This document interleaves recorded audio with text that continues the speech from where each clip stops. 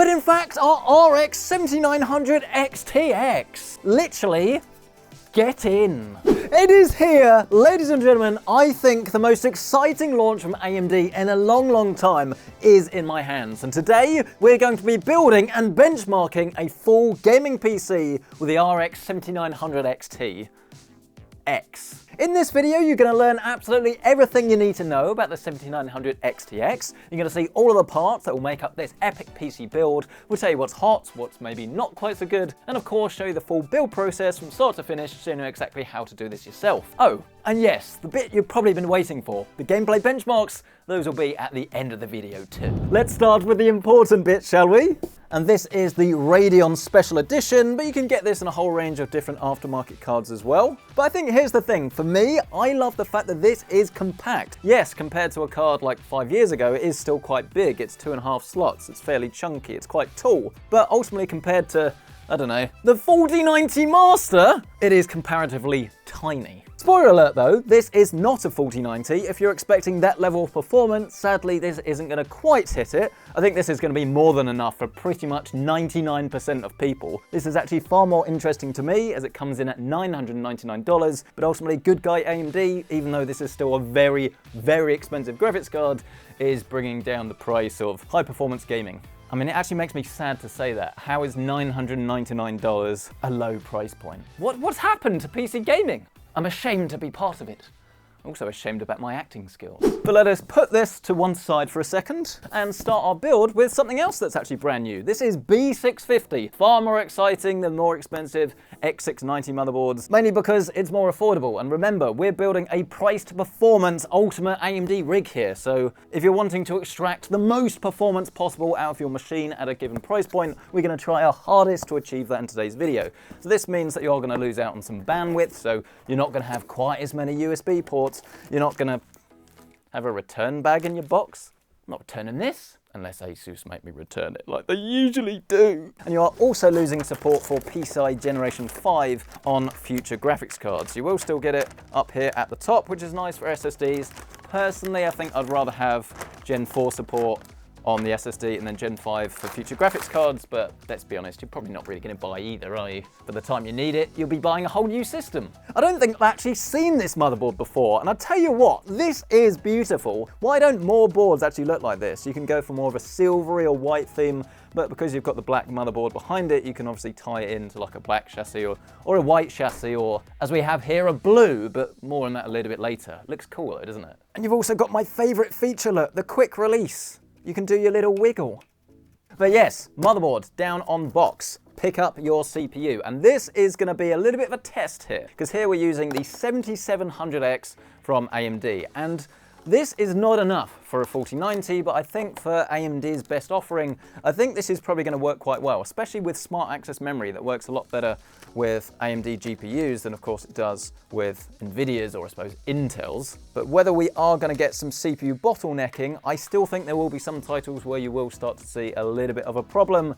I would probably recommend stepping up to a Ryzen 9 if you can afford it, but ultimately for most games I don't think it's going to be an issue, especially if you're playing at 4K. It's more 1440p where you might start to see your CPU holding you back slightly, but whether it's worth the extra money for the Ryzen 9 depends what you play and the settings you want to play at. But let's crack open our slot, being very careful now because you have all of these pins because we've gone to LGA, which is quite a nice thing to see. Doesn't really make any difference. Yes, I mean normally you'd do this flat, but I haven't actually got my overhead camera set up yet. I promise I will do it because I actually have it here.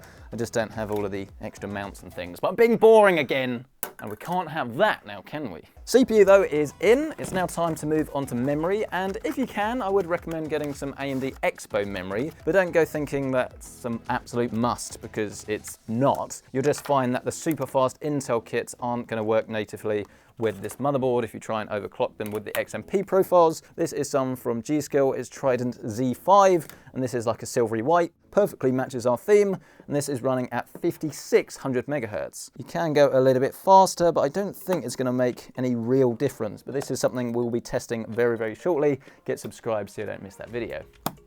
Oh yeah, I love that noise. Oh. Of course, we're also going to need an SSD. And full disclosure, Lexar originally sent this out for some sponsored pre-rolls, but this is not sponsored in any way.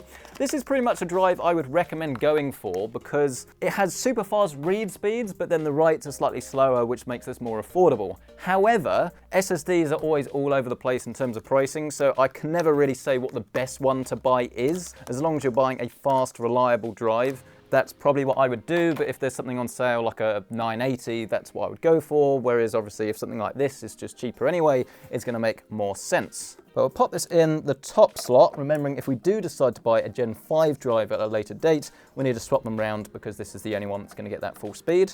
Then pick up our drive and whack it in the slot, pushing it down into place and securing with the little quick release. Which I still find completely pointless because it's not toolless because you still have to put this back on. Oh look, I almost forgot. Make sure you take your sticky back off. And at this point, our motherboard would normally be ready to go if we were using a radiator, but today I want to use an air cooler because we never seem to do it. You are going to need a decent one for this though, because this is a chip that does run quite hot. It does use a fair bit more power than the previous generation, but it's still very manageable for a medium-sized air cooler. The one we're going for today is an AK620. I thought this would fit in with the theme. It's big, it's bulky, but it's not so big that it should start to eat into RAM clearance, at least we hope. And I know there are going to be loads of people watching that saying, why don't you just use an all-in-one? Well, I did look at them, but the problem is you're paying almost like £100 more for the really attractive RGB ones that have plenty of performance. And then you're thinking £100 more? Is it really worth that? It's not going to make any difference to your PC thermally, performance-wise. They just tend to look better. I mean, yes, at the high end, if you go for like a triple radiator, that can make a fair old difference, but then that's even more money. So if I was building my own one, I think I actually would go for an air cooler. But will this be enough? I certainly think so, but we'll find out at the end of the video, won't we? And to install this, we need to remove the default AM5 mounting hardware. Remember, if you've got a cooler that is compatible with AM4, as long as it doesn't require a new backplate, it is going to work out of the box. But this has caught me out. If you go for something like the Deepcool Assassin 3, I don't know if new ones have changed, but certainly the one I have, you need to get some sort of adapter bracket type screwy thing from Deepcool directly. These little AMD screws, you then pop them onto the motherboard with the silver bits facing upwards.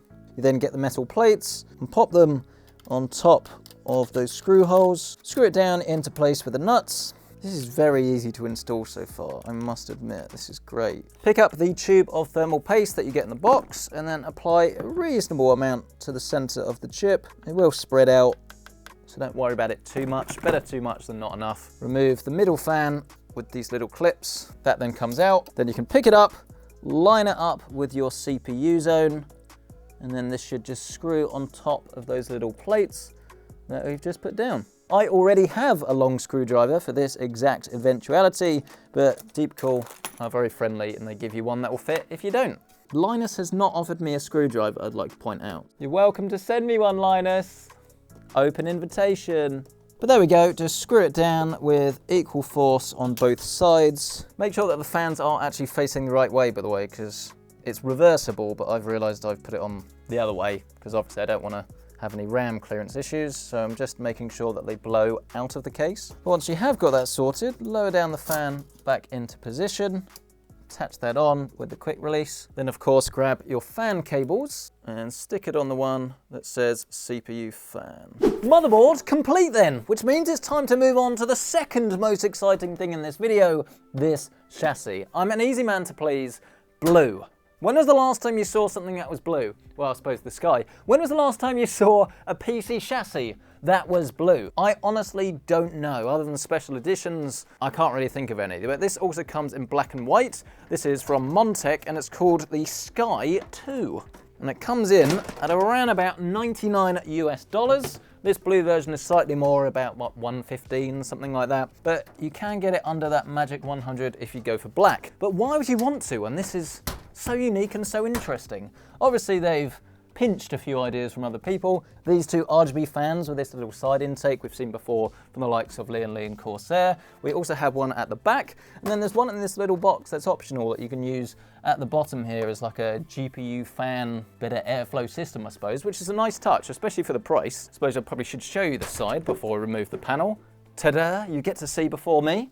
What have we got? Fairly basic, but cable management actually looks okay. You'll probably struggle to fit it all in there, to be honest. Well, you will, because ATX is massive, so you'll have to sort of park it in some other areas, but you've got SSD bays, hard drives, room for 2 down the bottom, but a lot of people will probably remove this. But then I suppose you're probably not going to, because you can't put a 360 at the front, can you? Because there is no front. But something that is very important to me is this little fan and RGB hub at the top here. I think this is crucial. Unless you're buying like a Corsair case or you know you're going to use some external system, please make sure you get one of these, because it makes your life so much easier. So everything here is pre-routed for us, so we just need to plug a couple of things into the motherboard and we're done. No mucking about with all of these extra hubs or cables or things. That's a really nice touch, actually. And also, for $99, the fact that you get USB-C on the top is also nice. I saw a review of this online. Someone complained that this was a square hole. They literally complained about an oval peg in a square hole.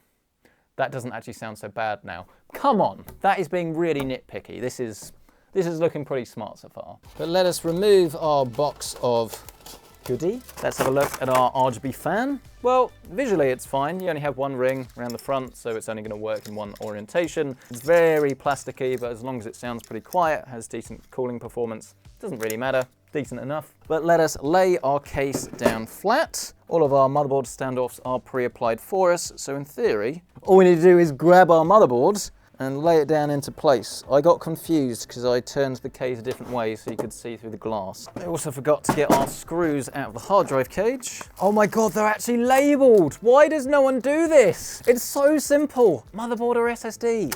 Thank you, Montech.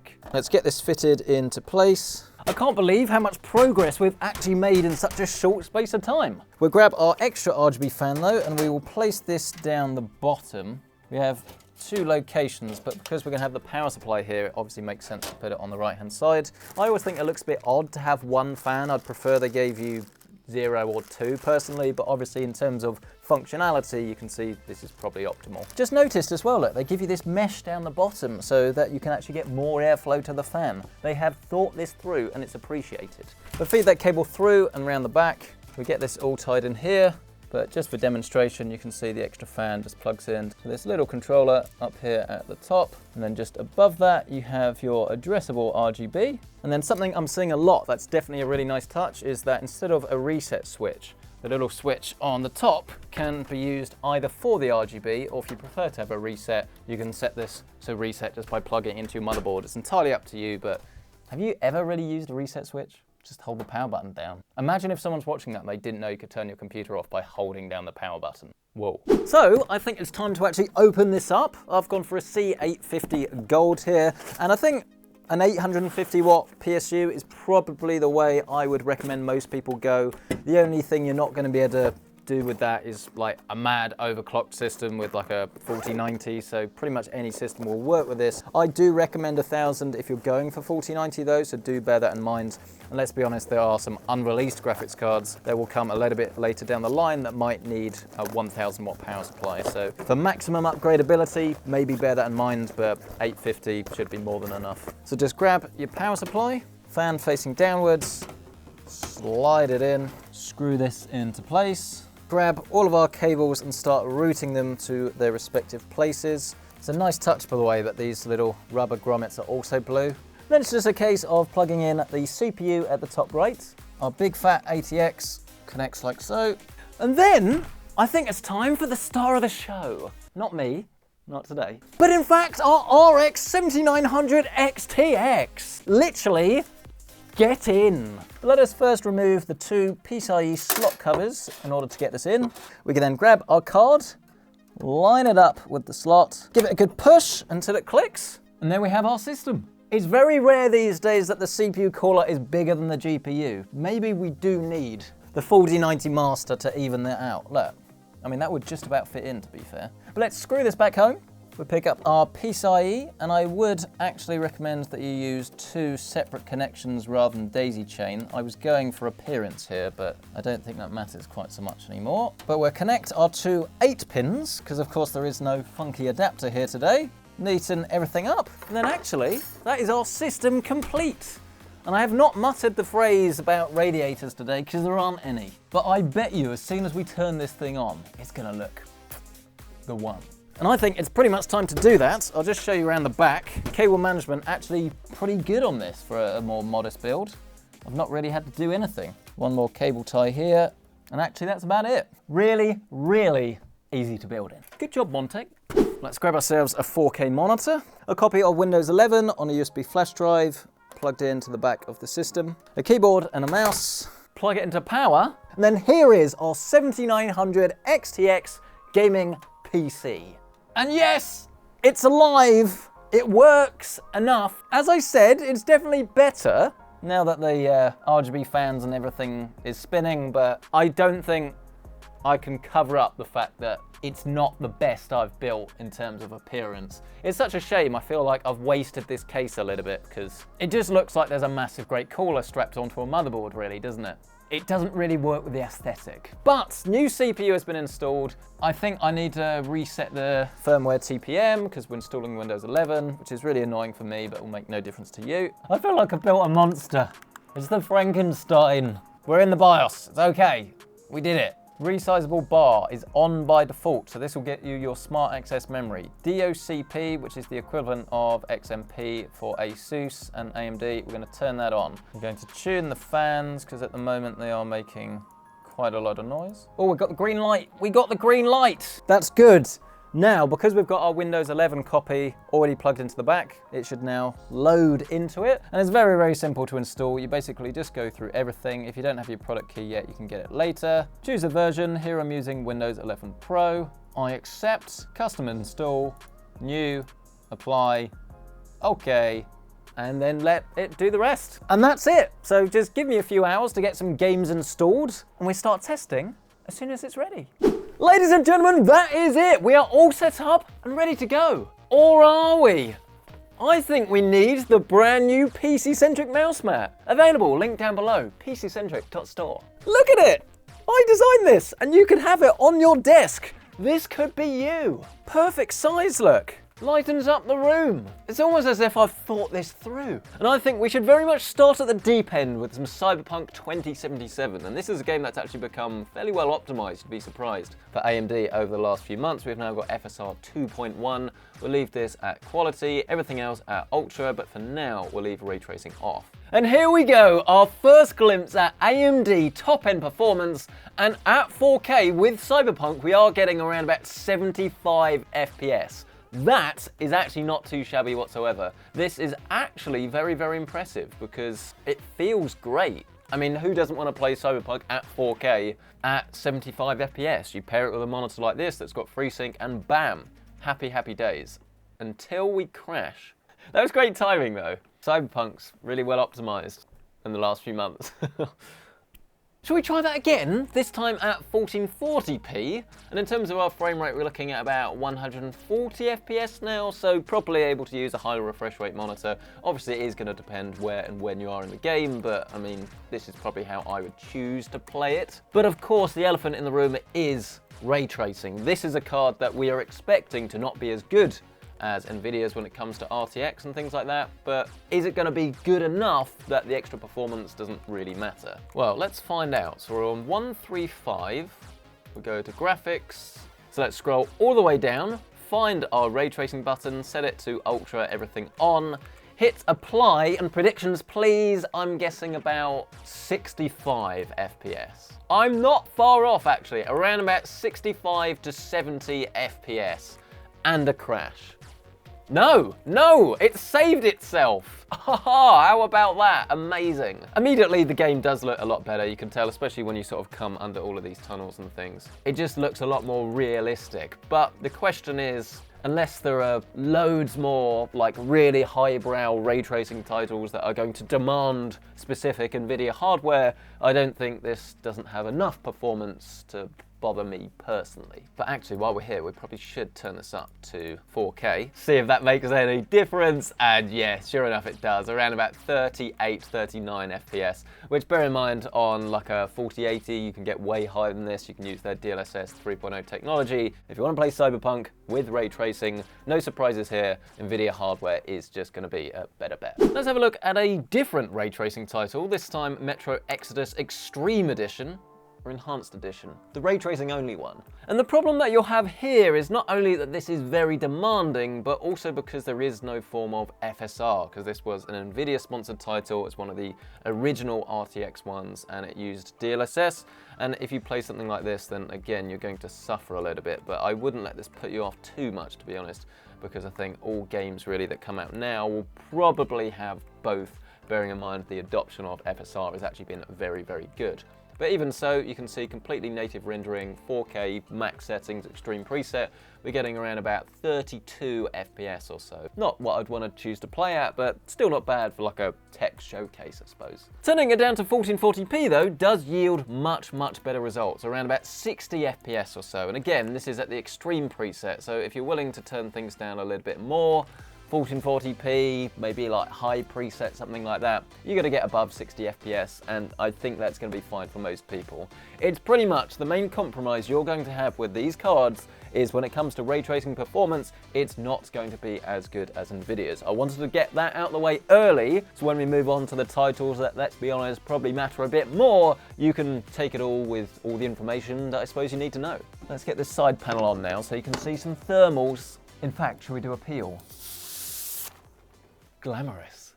Here we go, this is the moment I'm sure you've been waiting for. What are we going to see? 4K, max settings, let's go. Oh, but Marcus, those aren't the settings I'll be playing at. This is worst case scenario, we'll get to that. So here we are in the plane, and you can see top left of your screen around about 140 FPS. But I think as we jump out and land, we're gonna get something a little bit higher. And as we hit down and touch down, we're getting around about 150 to 170 FPS. That is really not too shabby, especially bear in mind this is 4K with FSR. FSR is set to the ultra quality mode, so it's almost rendering full, but not quite. And I don't think anyone's really gonna be playing this game at 4K anyway, if you want the highest possible FPS. But the fact that you can have your cake and eat it for a much lower price than the RTX 4080 is brilliant. I mean, 4K does have an advantage with a game like this, because you can sort of spot a little bit further into the distance with extra detail, but I think most people would rather have the extra frame rate. But again, bear in mind this is max settings, 4K, really not too shabby whatsoever. Now what you're seeing is 1440p as we've turned down the settings, and at this point something happens. If you look at the top left of your screen, you'll see that GPU utilization has actually gone down a bit. It's going anywhere really between about 75% and 100%. And I think we are going to get better performance than you would on something like a 4080, because smart access memory with a Ryzen CPU, the two of them talk more efficiently. It does work in practice, but this goes to show that if you do want to play Warzone, even this GPU at 1440p is too powerful. Like, unless you have a top-end CPU, you're not going to unlock that full performance. And remember that a 7700X is no slouch whatsoever. So if you do want to specifically play Warzone at 1440p, I would recommend stepping up to the Ryzen 9, but I still think on balance for most people, this is going to be a brilliant combination. I mean, to be fair, if you are playing at 1440p, you may as well just turn FSR off, because it doesn't look quite so good at 1440p as it does at 4K, and you can see that we are still a little bit CPU bottlenecked, so that's almost like a free visual upgrade for you here. Next, game. Whoa, okay, that's not bad. This is now Overwatch 2 running at Ultra 4K FSR, and we're getting over 200 FPS. I know that this is obviously a much easier game to drive, not an easier game to actually play, as you can see from my terrible skills, but that is no doubt impressive. Again, absolute worst case scenario, so if you do want to have like a 4K monitor like this and play with all the eye candy and everything turned up and still have fantastic latency, clearly this is a brilliant GPU to do on it. It's built for 4K gaming, and it can game at 4K. Turning it down to 1440p though, and this is where the esports nuts amongst you are going to get very excited, because now we're looking at around about 350 FPS. So if you want to pair this with a 1440p 360Hz monitor, clearly this is going to be an excellent GPU for you. I'm not entirely sure why this card likes to have everything 1440p in a window like this. I'm sure it's fixable, but I don't have time to fix it. Let's press on to the next title though, everybody's favorite, some Fortnite. This is running at 4K in the whole new quality DirectX 12 Unreal 5 mode, I believe, and it does look very, very good. I know a lot of people will want to use the performance mode and obviously get the lowest latency. I get that, but here we're looking at cutting edge, and this is very much cutting edge. You can tell straight off the bat that this isn't native 4K rendering though. They've got their own like temporal super resolution mode here, and it's not quite as sharp, but I mean, it's still more than good enough. It looks, I guess, about 40p, maybe slightly better. And we're getting around about, what's that, 100 FPS or so? So still very good, but I mean, let's be honest, if you're running this level of hardware, you probably want something a bit better than this. We've now turned it down to 1440p, and I definitely think there is some sort of bug in the driver or something somewhere, because every single game I've played at 1440p wants to put it down into a window. So AMD, if you're watching, get in touch. We need to sort of work out what's going on here. But regardless, you can see our frame rate has now increased to around about 140 FPS or so. So it's definitely going to be worth playing in the lower fidelity mode, I think, for most people that actually want to play this properly, because you're going to get way higher than this. But still, very, very nice to know that if you want all of the eye candy or just to sort of test out Unreal 5, then this is a solid option. I mean, to be fair, let's actually turn all of these settings back to something a bit more normal. Apply that, and what does that do to our frame rate? Yeah, massive. You see, now we're getting over 200 FPS. Is better lighting really worth losing 60, 70 FPS? No friggin' way, man. This is more like it, other than that. But that's a good place to move on. Let's do ourselves a little sound test. And as a whole, this is not the quietest PC I've built, actually. On the contrary, it's one of the more noisy ones I've built in a while. But what I will say is that in terms of thermals, we've not really got anything to worry about on the graphics card at all. So personally, I would just tune this down a little bit so we're getting higher temperatures. But obviously, the very large heatsink that you'll find on something like a 4080, it is there for a reason, and acoustics and thermals is that. But would I pay all of that extra money just to get that? Probably not, but obviously if you're after extra ray tracing performance and things, that's also something to factor in. But overall, I think I am very, very happy with the performance of this rig. I think the whole thing actually has grown on me. If you don't mind the blue design, I think you're gonna like this. If you don't, well, obviously get it in black or white. I think the RGB that you get as standard is great. I mean, plenty of features in this chassis. I do really like it. It's just the air cooler is gonna be a bit divisive, shall we say. As I say, it's grown on me, but it's not to everybody's tastes. But crucially, the RX 7900 XTX, I think, is a wicked performing card. And I have arguments with people all of the time, because some people think that having the best graphic visual fidelity, all of the ray tracing, is the most important thing. And I think it's very easy. For those people, you probably want to go for an NVIDIA card. But for everybody else, which, let's be honest, is probably most people, I think this is going to be the option that you're going to want to go for. I think if it was up to me, buying a new card tomorrow when these actually come out, I would get one of these, genuinely. I think I would choose that over the NVIDIA option, just because the value is just so much better and you're getting so much extra performance per dollar. I can't tell you what to do, but I can tell you that overall the performance of this is very impressive and it does come highly recommended. But I'd love to hear your thoughts on this. Let me know what do you think of the GPU, of AMD's performance and ray tracing, everything else. What do you make of this PC? Absolutely smash the like button if you've enjoyed this video. Go and grab yourself a PC-centric mouse mat linked down below. It's my first ever merch. If it doesn't work out, you will never be able to buy this ever again. It's a pre-order. Please go grab it. It'll help out the channel and it will help you out because you get this lovely little pad. Don't forget, of course, as always, that if you do want to check out current pricing on anything that's actually featured in this rig, you can find that link down below with my Amazon affiliate links. But thank you so much for watching this video. I'll catch you in the next one.